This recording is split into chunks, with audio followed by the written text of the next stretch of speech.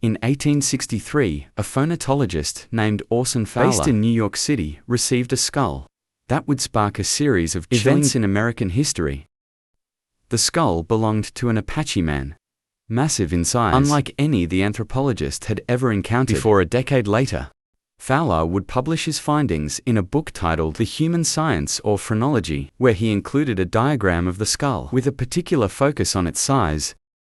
He pointed out the skull's most striking feature, a hole that entered through the back and exited near the right eye, the result of a fatal wound. This was the skull of Mangus, one of the greatest and most feared Apache war chiefs to ever walk the earth.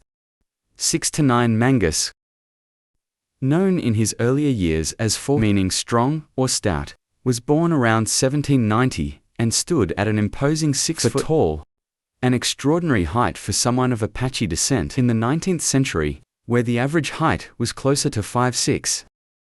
In a tribe where strength and leadership were highly valued, Mangus Colorado stood out, not only due to his physical stature but also because of his unmatched bravery, wisdom and ferocity. His name, Mangus Colorado's, meaning red sleeves, was earned through bloodshed, specifically the violence he led in retaliation against the Mexicans, who had betrayed the Apache.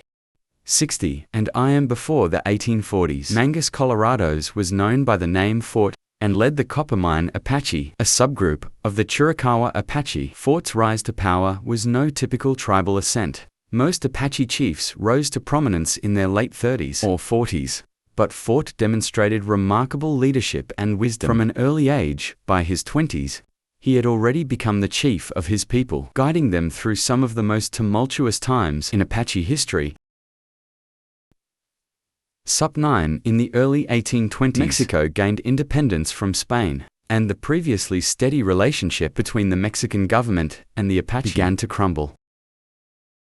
Mexico's financial difficulties led to a cutback in rations that the Apache had come to depend on, and in response, the Apache reverted to their traditional ways of raiding to acquire the resources they needed. These raids would devastate the states of Sonora and Chihuahua, where Mexican villages were frequently plundered. Yet the goal of these raids was not to kill, but to gather what the Apache needed. Some historians claim that the Apache would often spare the lives of their victims.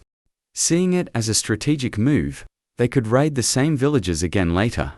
69 Mangus Colorado's in the 1850s confirmed this when he told an American party that if we kill off all the Mexicans, who will raise the cattle and horses for us.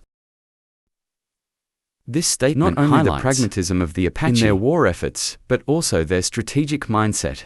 This wasn't just mindless violence, it was an economic necessity. 69 By the 1830s, Mexico, struggling to control the Apache, resorted to paying mercenaries and offering scalp bounties to deal with the raids. This tactic, however, backfired. The Apache, a people bound by honor and deep cultural values, saw such deceitful tactics as dishonorable, and they escalated their violence. The turning point came with the infamous Johnson Massacre in 1837. John Johnson, an American hired by Mexico, feigned friendship with a group of Apache. He got them drunk, then ambushed them with riflemen, killing around 24, including the Apache chief. Juan Jose Capafort, now a seasoned warrior, was rumored to have been present, but narrowly escaped. 16-9 This betrayal deepened the animosity between the Apache and Mexico. Mangus Colorado's by this time had taken on the name Red Sleeves as a mark of his vengeance. Between the 1830s and 1840s, he led several brutal retaliatory raids, one of which targeted the Santa Rita copper mines.